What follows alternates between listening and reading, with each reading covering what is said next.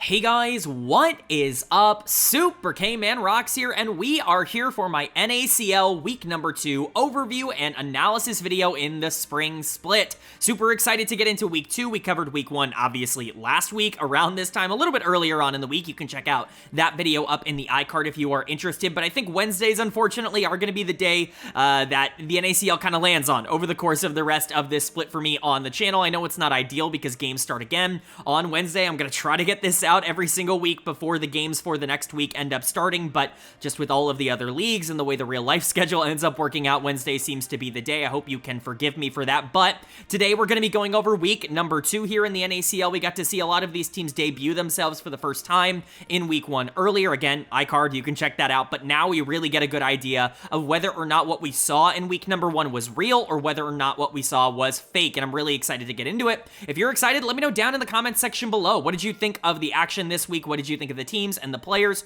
who over or underperformed in your opinion? Always love to hear your thoughts and opinions down below, but without further ado, let's get into the content. If you are new here, what we are going to do is go series by series, talking about the advantages and disadvantages that each team was able to generate. I'll be giving a player of the series and a dud of the series for each series that we cover, and at the end of the week, I will be giving a player of the week and a dud of the week to tie everything into a nice, neat little bow. We will be updating my personal power rankings at the end of the week as well, so from number 1 to number 10, talking about which teams I think are moving up, which teams I think are moving down, or whether or not, any expectations are really changed at all. Spoiler alert, we actually have a pretty good idea of where a lot of these NACL teams are landing by this point already, but without further ado, let's get into the actual content itself, shall we? The actual series, and that starts with day number 1, and it was a really important, I think, bounce-back matchup for two teams that went 0-2 in terms of their game score in week number 1. It was Polestar taking on Blue Otter in the first series of the week, and Blue Otter is going to be able to pick up the 2-0 win. Obviously, they really needed this bounce-back. They kind of got upset in week number 1 by Winthrop. They certainly weren't expected to lose that series, but they come out and they just don't necessarily show up. They don't look particularly good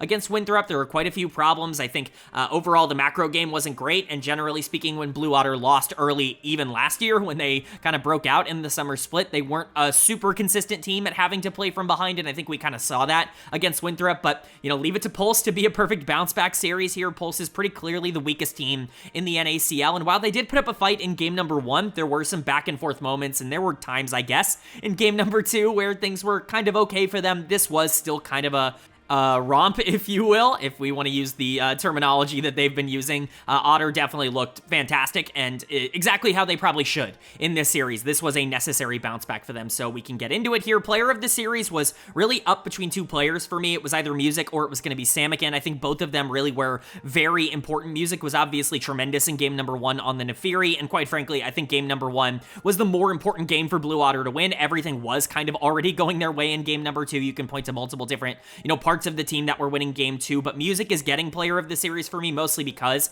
of that Nefiri game. Now, he also was relevant on the Xin Zhao. It's just, the Aurora definitely stood out more. The Rakan probably stood out more for Rovex in that second game. Even the Mbessa for Quacker on the top side probably stood out a bit more in game number 2, but Music was incredibly consistent throughout the entirety of this series, and I really do think they run a lot of their early game through Music and through his ability to shot call. It's very well documented that he is the primary guy vocally on this team and on every team that he's been on, and clearly that, plays itself into their style of play where he is super aggressive in the early game and they are able to pretty consistently generate big leads there. If you put him on something like Nefiri as a primary carry, he can absolutely take over games, and once again, he looked phenomenal. Now, Bio on the other side put up almost no resistance on the Skarner. We'll talk about that. He's going to get done of the series for that game number 1 specifically, but Music, you have to give him credit. I get that Nefiri is incredibly broken on this patch and is kind of the pick of the patch, if you will, but you still have to go out and execute on it, and that's exactly what he did. But how do you not also praise both Samikin and Rovex, who I think were both very integral pieces towards Blue Otter's success? Samikin was very good in both games. That Aurora game in game number 2 was really exceptionally good. I want to see him play this champion more because he looked very comfortable on it, and it's not something he's played a ton of at the NACL level. We'll see if that's something that continues, obviously not this week, but later on into the NACL season. I think there were some positioning mistakes. Again, maybe just a bit of an over-eager push forward for him at times, blowing flash when he doesn't need to. Like, there are minor optimizations that I think you could fix or clean up in that second game, but he was still probably the most relevant player in game number 2. And then Rovex is just so phenomenal on playmakers, specifically a champion like Rakan that is so effortlessly able to move around the map and be useful in the mid game. That's really where he thrives as a player. That's a reason why I was considering him a top 3, top 4 support heading into this split. I really do think that highly of him. Levitate was really good. I'm not trying to talk him down. Quacker outplays a dive on the top side as Mbessa. Everything just kind of looks good for Blue Water. They were definitely the better of these two teams, and boy, did they need this series. But for Pulse on the other side, they're just not quite at that level where they're going to be able to compete with teams as talented as Blue Water. You know, I think that there is a universe, there is a world where they're able to take a game or two off of, you know, some of the other, you know, quote unquote weaker teams, or at least what I would project as the weaker teams going into this tournament, you know, like AMI or maybe even one of the collegiate teams, right? Because I think that there is talent on Pulse, but they just can't put it together. They have no consistency in the mid game, and it's very clear that none of these guys have tier 2 experience. Like, that's the best way I can possibly put it. Bio's going to get done of the series almost entirely for that game number 1. I think he was actually okay in game number 2 on the Pantheon. There's not a ton to complain about in that way. He was at least trying to push his team forward, but the Skarner was just not a positive in that first game. I think you could realistically give this to the bot lane as well, though Hub and Tubbs just were not particularly good here. Hub was entirely inactive, was never really able to get online, and was not nearly as good as Levitate on the other side of this, and Tubbs definitely did not have the same kind of pressure and priority that Rovex had, which is a pretty massive problem. Again, a lot invested into trying to shut down Samikin, or trying to shut down Quacker, or try to, you know, take resources away from these players that are just a little bit better than you, and it just did not go your way. Dr. Calculus and Adam, I think, were generally fine. Adam was definitely outplayed by Samikin when you're talking about the mid lane 1v1, but like, you'll take your wins anywhere you can get them for Pulse. This is a team that just doesn't really have any sort of expectation at the current moment. 0-2, 0-4 is unfortunately the anticipated start for them, and that is where they are at. But it's a nice win for Blue Water. Again, getting back on track and getting into a more comfortable position is ideal for this team. They didn't start off 2025 in the best way possible, but this is a team that ramped up over the course of last year as well before they got into the top 4. I imagine this team will continue to get better and will continue to feel more comfortable on the new meta. We just need to see them do it against a team that isn't Pulse. Then moving on to our second series of day number 1, and we get our first big upset, I would say, here of week number 2. It's Apex Mission Impossible taking on Winthrop University, and AMI is going to pick up their first series win of their tenure here in the NACL. This is a very big win for AMI, not just because picking up any win over a team that isn't Pulse is a big deal for them. This is a team that's trying not to be bottom 2, as long as they can beat up on teams that are, you know, up and down in the middle of the pack. That's ginormous for them, but mostly because Winthrop was really good in week number 1. Remember, this was the team that took down Blue Water, who we just saw look really good on the first series of the day. And so this is a really nice win for AMI. They showed a lot of resilience, I think, throughout this series, especially after game number 2, when they come out in game 3 and just dominate it from start to finish. They were the better team here. And I think the most encouraging trait for me when it comes to AMI in this series is that it was everyone. There wasn't one player that was individually way better than the rest. I think, you know, there are 3 real good candidates for player of the series, which we will go over, but it's overall just a really good look for them. And then for Winthrop on the other side, this is not the follow-up to a great week 1 that you were looking for. I think we definitely wanted to see a bit more consistency out of this team, and they just didn't have it in this series. I think that there are multiple players you can point to just not being as good as their counterparts on the other side, and you can't really be getting outplayed by AMI. Respectfully, I think AMI is full of good players, but I think Winthrop is expecting to be better than good, right? And that just wasn't the case in this series. So again, we'll get to them in just a second, but starting with AMI, player of the series was really difficult. I'm going to be entirely frank. It was the hardest one I've had to do probably all year long up until this point in any region, because one of Lojaz, Fimini, or Baz should get player of the series. It's one of those 3, but all 3 of them did their jobs about as perfectly as you could ask for. It's all just really about the consistency. I think Lojaz specifically in game number 1 on the Maokai was really one of the players to show up, and then game 3 was really defined by the backline damage coming in from Fimini and Baz, and I think it's just whichever one you think had more of an impact. I think if you want, you know, the setup, Lojaz was the setup every single game, specifically in that game 1 when he really like solidified their victory there. And then I think if you want consistency, it should go to Baz, because he was probably better in game 1 than Fimini was, but maybe not quite as great in game 3. He still was very good though. And then if you're looking for the guy who dominated that third and final game, it should probably go to Fimini, who I think probably had the best game 3 of anybody on AMI. It's really up to you. I'm giving it to Fimini, if only because I just really liked the Azir game in in game number 3, but again, I don't want to take anything away from LoJazz or Baz, who I think both played incredibly well in this series. This is a team. Like, this is a group. They're not focused on enabling one player over the other. They're just all trying to do their own jobs, and they all do it really well. The double marksman comp in game number 1 was surprisingly effective, at least in my opinion. Having Malphite and Maokai as setup, I think, is obviously helpful, but LoJazz played phenomenal in that first game, and Baz and Fimini were there to kind of capitalize on that, Baz in particular. And then in game 3, like I said, the Azir was going off. We'll just say at the end of that game, Baz was super consistent, pumping out damage on the Corki in the back half as well, and it's not like the Wukong was letting them down. This was just generally a great series for AMI. I haven't brought up like Decoy or Pocus all that much yet, but they were also really good in this series. Decoy was totally fine on the top side, especially as setup, making sure that Denethor wasn't in a dominant spot in that game 1 on the Jace, and then Pocus was great as a facilitator. Playing the Renata with the Corgi in game number 3 can actually be a pretty difficult assignment for him, and he was the better support by a pretty considerable margin. So overall, just a really nice win for AMI, basically everything that they were looking for, especially because LoJazz, Fimini, Baz, they stepped up and they looked like not just players that belong at the NACL level, but players that can actively push a team forward at the NACL level, which is huge for them. And then for Winthrop on the other side, a very, very disappointing loss. Like, this is a momentum-shattering loss, which is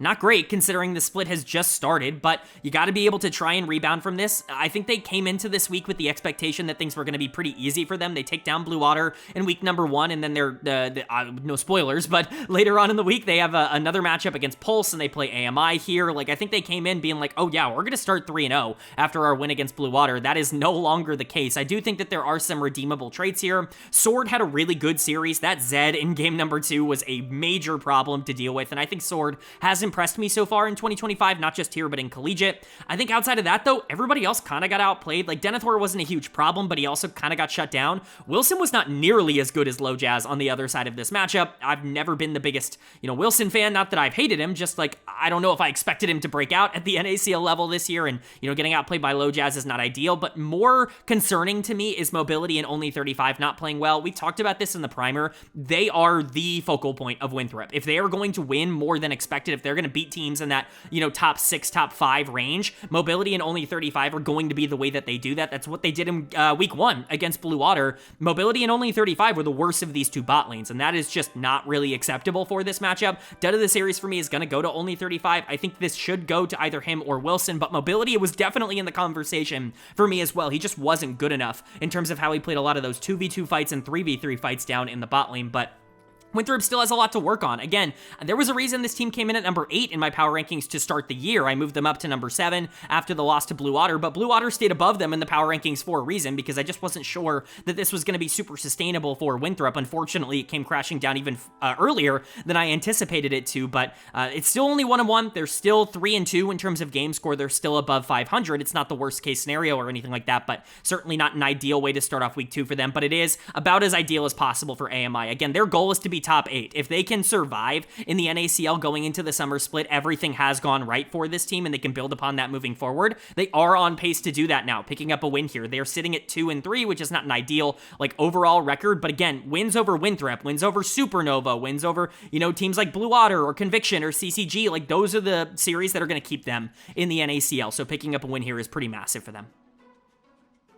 But then moving on to day number 2 now, our middle day of the week and our third series of the week, and it is the series of the week, just in general, the big one that everybody was looking forward to, probably the two best teams in the NACL facing off. It was DarkZero Dragonsteel taking on Luminosity Gaming, and DarkZero picks up the 2-0 win. They are the better team by a considerable margin in this series, and you just have to be impressed with what they are capable of doing at their absolute top level. I know I'm not the only person who put Dragonsteel in general at number 1, who put Maryville at number 1. I had high expectations for this team, and all they've done is live up to that, but I do feel pretty good about having that take back in January, that this is the best team in the NACL, regardless of what roster ends up being created for Luminosity, or at the time Nightmare, or Near Airport, or, when Pulse had their big roster. DarkZero was always at the top. Dragonsteel was always at the top for me because of what they're capable of doing as a full unit. That has very much come to fruition so far at the start of this year. They have not not really been touchable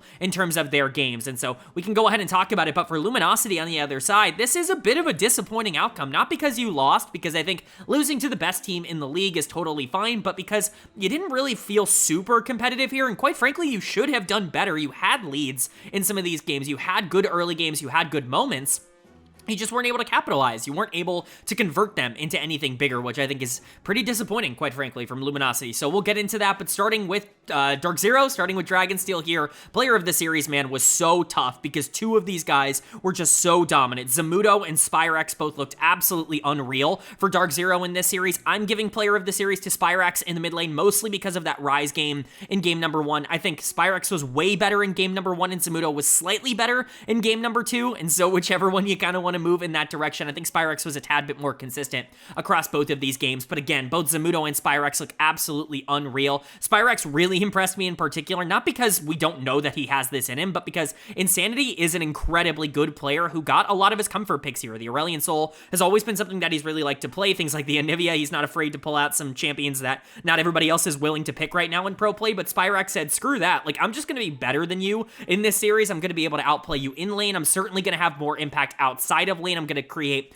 a ton of opportunities for the rest of my team. That Rise was terrific in game number 1, and the Azir was still fantastic in game number 2 as well. Overall, it was just an awesome look from Spyrex, from a player who I've called like a shove and roam mid, a Niski-esque player that's not necessarily going to look like a superstar unless he's got good talent around him.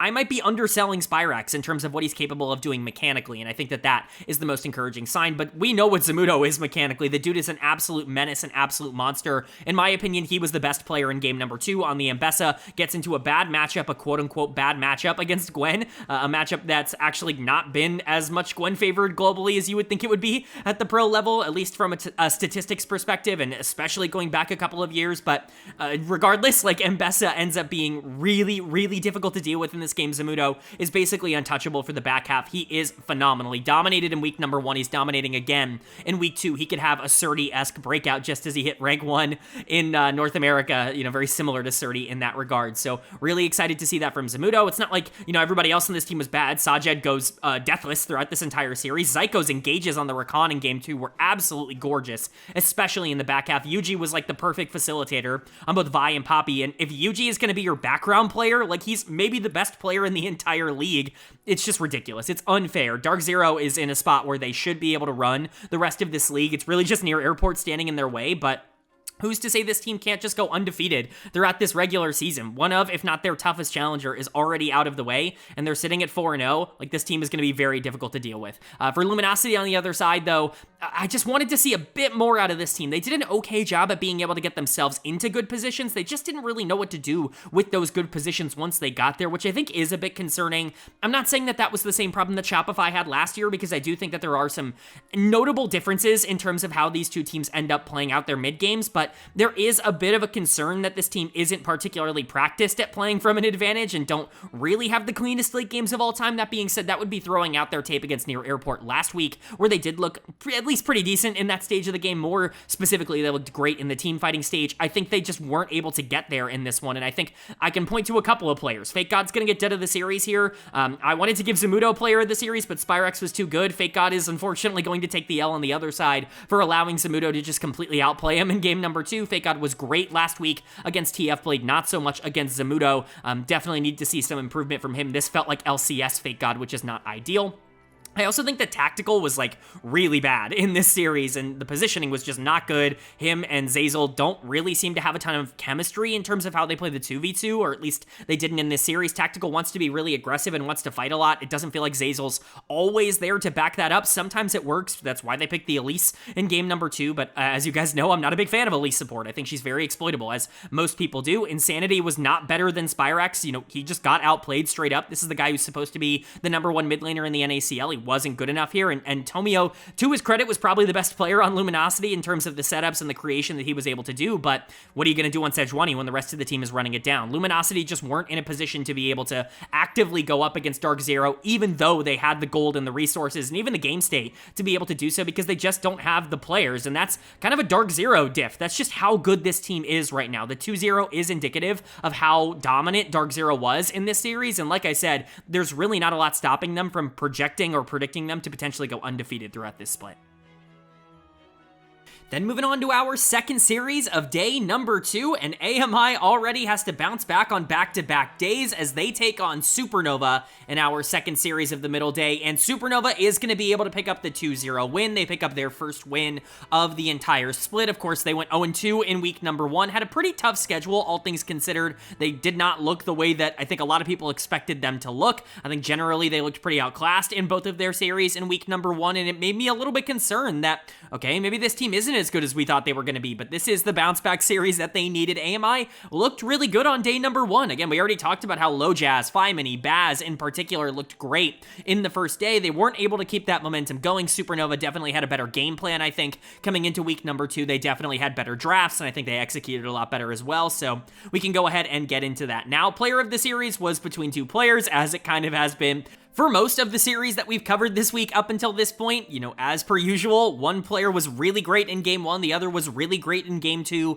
and it's just up to which game you value more. I'm giving player of the series to Shogo for that game 1 on the Aphelios because I do think it was the best game of the series, and he was good on the Jinx in game number 2. I would say he was better in game 2 on the Jinx than I thought Stray was in game 1 on the Rumble, but Stray completely dominated that second game on Jace. I don't even really think it's all that up for debate that Stray was the most important member of Supernova in that second game, but once again, it's top and bot lane really coming in clutch for a team at this level to be able to stabilize, and that's what you need to see. You know, I've talked about this a lot. You know, we're going to talk about Shogo in a second. He is my player of the series, so typically we would talk about him first, but I think there is a conversation to be had right now about the way that the pro meta in general has shifted, or the way that I've started to view pro players and pro positions differently now that lane swaps are just gone and like non-existent in any sort of way. Top lane is a completely different role to evaluate, not just because lane swaps made it more difficult, but because like now it is genuinely just, are you good enough to be able to survive in lane? Like that has become the priority trait to have as a top laner, because top lane is super exploitable now by junglers, by other top laners, by really good players. We're seeing the incredibly talented mechanical top laners just get bigger leads than they've ever gotten before, and the differences between skill levels in top laners is more noticeable than it's ever been before, and I think Stray was a really good example in this series and in game number 2 of how to take advantage of that and how to push your lead when you are able to get it. Again, he's not player of the series. If you wanted to give him player of the series, I'm certainly not going to tell you no. I give a lot of top lane player of the series in week number 1, and, you know, I've kind of tried to stay away from that in week number 2, but Stray really was excellent, and he was way better than Decoy. He received a lot of resources from Keel. I'm certainly not going to deny that. The Wukong in particular was top lane a lot throughout that second game, but that's because Decoy was in a really bad spot, and Stray did a great job to be able to capitalize on that. But player of the series, like I said, is going to Shogo in the bot lane. 2 different hyper carries for him that we're really not seeing all that much in the current meta. Hyper carries have definitely fallen out of favor. We're seeing a lot more, you know, Ashe and Jhin if you want to play a little bit safer, or things like Misfortune, you know, if you want to be a little bit more aggressive in the early game. You see Lucian on the other side of this matchup. Obviously, things like Ezreal have become pretty omnipresent. Varus has become pretty omnipresent. Like, the AD carry meta has really stabilized without hyper carries, and so for Shogo to pick 2 back-to-back and be enabled in game number 1 and look really good in that role, playing Aphelios Lulu down in the bot lane, it is a good sign for Supernova. Now, the only concern for me is that going to work against actual good teams that can take advantage of the weaknesses in the early game of champions like Aphelios and Jinx? I just don't know. Even the teams that really indexed a lot into these champions throughout a lot of last year, they've really switched up their styles, because it's really difficult to get a hyper carry online if you're not Kai'Sa right now in the meta, if you even count Kai'Sa as a hyper carry still. So, you know, Shogo looked great here, but I really want to see if this is something that works consistently throughout the rest of the split. It's something I'm going to keep my eye on. Keel was awesome here in the jungle. Thought he did a great job of enabling specifically Stray in game 2, but also he was great on the Skarner in game 1. Rhino definitely looked way better than in week number 1. He was my dud of the week in general for the entirety of the NACL in week 1. It's really nice to see him bounce back, play Lulu, play Maokai, and be able to set things up for Supernova a lot more efficiently. Asilo was there as well. I'm not going to, you know, criticize or praise him too much. He was definitely more of a background character in this series, but Supernova looked good. Shogo and Stray in particular as carries in each of their respective games, I think looked good, and that's the encouraging trait. And then for AMI on the other side, it's not ideal to bounce back from a win earlier on in the week that looked so good against Winthrop with a loss to Supernova, who definitely looked worse than Winthrop in week number 1, but at that same time, it's not shocking to see you, like, lose to Supernova. These are not series that you are supposed to win, series you probably want to win, and I do think there are some good takeaways. I think Baz continues to look pretty good for this team. He was the best performing member for AMI throughout the entirety of week 2, if you take both series into account. I think, you know, Fimony was generally fine. I certainly don't have major qualms with how he ended up playing, even if I'm criticizing the Cho'Gath pick in game number 2, but Basically, everybody else got outplayed at some point in some way, shape, or form. Pocus is going to get done of the series for me. I feel kind of bad once again giving it to a support whose job is basically to die throughout the back half of game number 2, but that really is the case with the NACL. If you're playing from behind and you're going in for engages, it's just not always going to work out. The Milio, though, in game 1 was not particularly good either. Definitely got outplayed by the Aphelios and the Lulu on the other side. You need to be able to push that advantage, and they just weren't able to do that. I think that is a bit of a concern that Baz and Pocus may not be as mechanically dominant as maybe they need to be in order to push these like super big early advantages, and Supernova kind of took advantage of that. I think Lojaz also got exposed a bit more. Again, not entirely his fault. He's playing engagers and he's losing tempo in the early game because his lanes are losing, and so I'm not blaming him entirely, but still not an ideal series for him. Decoy definitely got more exposed in game 2 on the Mbessa than he did in game 1 on the Aurora, but generally speaking, this is the kind of result that we more so anticipated for a team like AMI. Not that they are a bad team. Again, I don't want to make it out like, oh, we expected them to get trounced, but rather I think their shortcomings were in ways that we kind of would have anticipated going into this year. I think for Supernova, the only concern for me is just, can you win like this against teams that are better and more mechanically talented and more dominant in the early game than AMI? It's all well and good to be able to enable an Aphelios and play Jinx Maokai in the bot lane in game 2 and get your Jace super far ahead, but I just don't know how consistent of a strategy that's going to be in the current meta. It's really not been consistent globally, and so I think that is still a small concern for me when it comes to Supernova, but at the very least, picking up a win here, having it be 2-0, looking way better than your opponent in this series, that's all you can really ask for right now. But then moving on to our third and final day here of week number 2, and it's another very important matchup between Winthrop University and Polestar, that Winthrop is going to pick up the 2-1 series win, and obviously the two teams that ended up losing on day 1 of this week face off against each other on day 3, and Winthrop is able to pull a win back, get themselves back above 500 to 2-1. They do drop game number 1. Pulse does pick up their first game win of the entire year, which is obviously a nice thing for them to get, and generally speaking, I don't think Winthrop actually looked all that good in this series. Pulse looked like they were pretty competitive up until game number 3, but at the end of the day, it's all about the result, and Winthrop ends up picking up the win. We talk about it a lot, but because this is single round robin in the regular season, because these teams only play each other once, you gotta be able to pick up wins against teams that are supposed to be near the bottom of the standings. If you're not able to do that, you might be the one on the outside looking in. Like, it's all just gonna be about who loses the least when it matters the most, and Winthrop getting this win is ginormous. So let's go ahead and talk about it. Player of the series to me, very obviously, is going to go to Sword. I thought Mobility played really well, a lot better than he did earlier in the week. I think Wilson and Denethor, only 35, like they played well throughout the back half of this series, but I think this series becomes a lot harder to win if Sword is not the best mid laner in this series by a considerable margin. Again, the Victor was really solid, especially in the back half of game number 2, but it's the Tristana in game number 3 that really took over, and quite frankly, Sword was actually just really good throughout the week. I think he's going to get undervalued because Winthrop lost earlier on in the week to AMI, but he was really good into 5 mini. I think he was definitely the best player on Winthrop in their loss earlier this week, and I think he was once again pretty clearly the best player on the Rift for Winthrop in this series as well. He needs to be kind of a step-up player, if you will. I trust Mobility and only 35 to be good enough in the bot lane, and they definitely were in this series. I think that they were the better bot lane here, but they need another lane to be like an actual strength for them rather than just, we have to hope Mobility and only 35 bot lane wins us every single game. Like, they need Sword or Denethor to be able to step up and win consistently, especially against like teams near them in the standings. If Sword can be that, which it kind of looks like he can be right now, that's ginormous for Winthrop's ability to be top 7 or top 6 or somewhere around there in the NACL, which they're kind of on pace to do in terms of their record, or at least they should be on pace to do in terms of their record at this point. So nice series overall from Sword. Really nice to see him just kind of gap Adam in the mid lane, unfortunately. But like I said, bot lane also looking really solid. Mobility as a carry throughout a lot of this series was really solid. His Jhin game in game 1 was totally fine, and his Misfortune in game 2 was really noteworthy. I think it was really solid. He was kind of more of a background player in game 3 on the Ashe, but him and only 35 are really starting to develop a nice bot lane 2v2, and I know Hub and Tubbs are not exactly the strongest bot lane in the entire world, but still being able to take something off of them is really good. Denethor was solid on the top side, really no complaints. Wilson did a good job of enabling in the back half of the series, but the only thing I have real concerns with for Winthrop is that they looked bad in game number 1. I think if you're just looking at game 3, it does kind of, take some of the pressure off, but this is a team that just lost to AMI, and they come into the series and drop game 1 in a pretty convincing fashion to the worst team in the league, and that's really not what you want to see out of Winthrop. This team is very flippy. They're very feast or famine on any game, any day. They could probably win or lose any game, but there's a reason it's not best of ones. There's a reason people don't like best of ones, and that's because what happened here today can happen where Pulse takes game one and is clearly the weaker of the two teams. So nice win here for Winthrop, and unfortunately for Pulse, even though they do pick up their first game win of the split, they're not really able to turn that into much else. This is the worst team in the NACL. I think that's become abundantly clear. They had a couple of players here who I just don't think were good enough in the back half, most notably Adam in the mid lane, who is going to get dud of the series here. I didn't have to think too much about this. I mean, the Silas game was pretty okay in game number one, but he was definitely a little bit weaker on the Azir in game two, and then the Yone was just completely off the rails. I think it was 0-5-0 on the Yone in game number three, and, you know, that tracked in terms of what we watched in the laning phase. Sword just had way too much pressure in the middle of the map, and that's okay. Again, we didn't project a ton out of Adam. We didn't really project a ton out of any of these players going into this split, but you would have hoped in some way, shape, or form that he was going to stay neutral here. It just didn't really happen, so he's going to get dud of the series.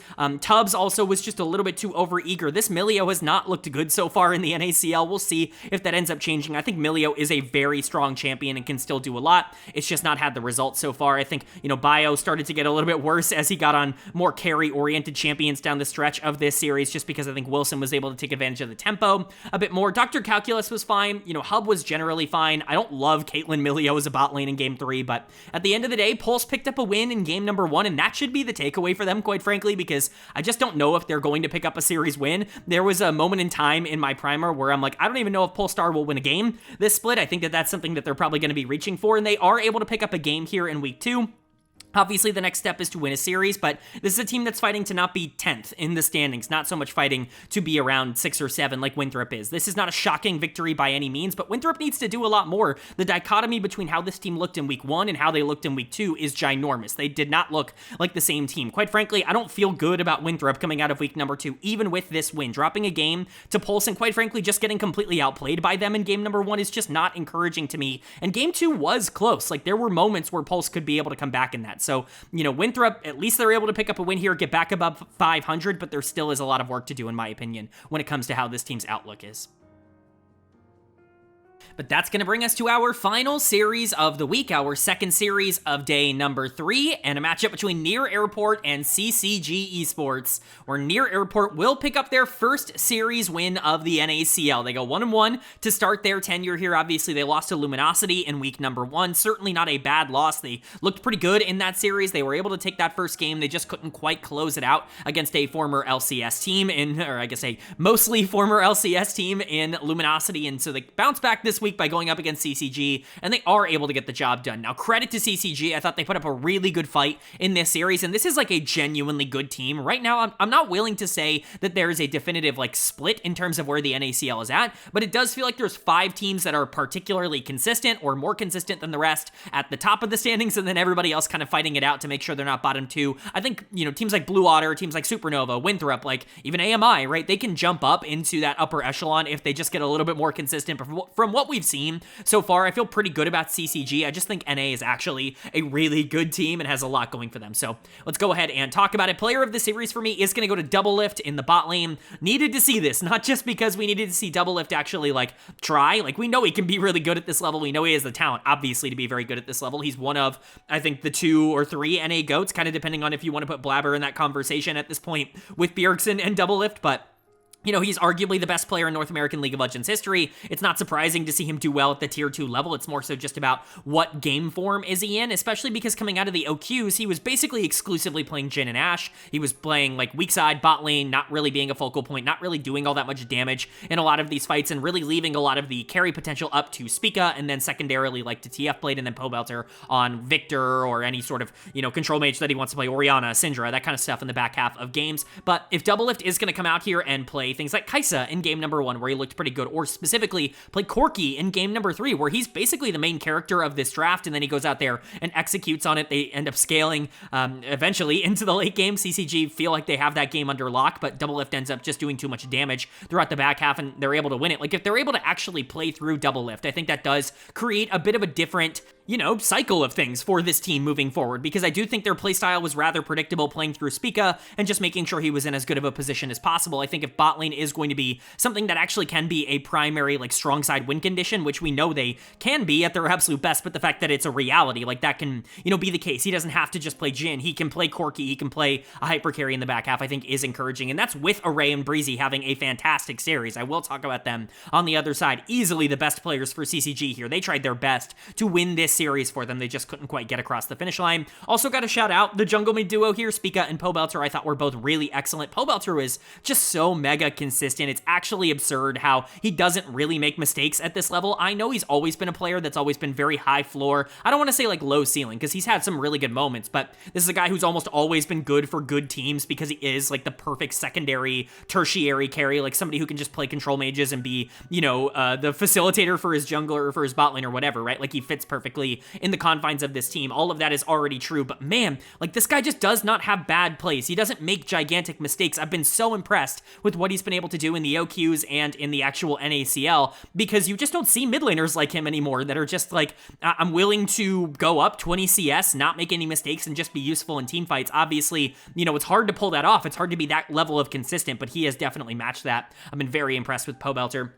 Spica was almost underratedly good here. I think people aren't talking about him enough for how important he was in this series. Dardoch had a great game number 1 on the Lilia, but game 2 and game 3, I think Spica ran them. He was the better jungler across those games. I think that there were moments on the Zyra in game 3 where you could have asked for a little bit more, but that Neferi game in game 2 was dominant. TF Blade pulls out the Garen in game 3. Bio, how do I not bring up Biofrost being able to enable double lift throughout this series? This is just what you wanted to see in the back half out of near airport, and they gave you exactly what you wanted. And then for CCG, again, I don't want to give them anything but praise, because I actually think they played really well in this series, and there is a very real universe where they walk out of game 3 with a win. It felt like there were moments where it's oh, they're actually just going to win this team fight and be able to end the game. Unfortunately, that doesn't end up being the case for them, but this team is legit good. They are not just, an interesting team that has a couple of veteran players. They have a lot going for them, and Array and Breezy are a really good bot lane. Breezy looked awesome in this series. I don't really think there's anything negative to say about him at all. His creation on Rel and on Alistair in the early parts of this series, and then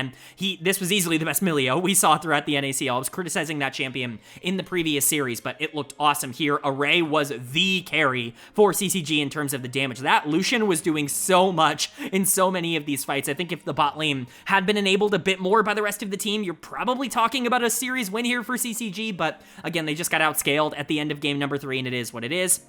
I think you can credit Crimson as well. I think Crimson actually did a decent job of being able to survive on the top side, but dud of the series has to go to someone, and so for me, it is going to go to Aljun in the mid lane, mostly because he just needed to play safer throughout a lot of this series. He was the one who ended up getting caught out early in some of these fights where it really ended up being a negative. That being said, Dardoch also was in conversation for being dud of the series for me, if only because he just wasn't able to control tempo when it really mattered at the end of game number 3. I think those are very real problems that CCG had, but really, it's hard to be negative about this team's performance. I do think they did everything they were supposed to do, and like I said, NA is one of the top upper echelon teams here. They're in the top 3 very clearly. There is a top 3 in the NACL, and CCG almost dethroned that, so you got to give them a lot of credit in that regard, but Near Airport is able to survive. They're able to pick up their first series win, and I think there's a lot of good takeaways from this. Now, if they continue to barely eke out wins against most other teams around CCG in the standings, that's when I'll start being maybe this was more them not being super consistent at drafting and being able to formulate a game plan to close things out in a competitive environment. But at least for now,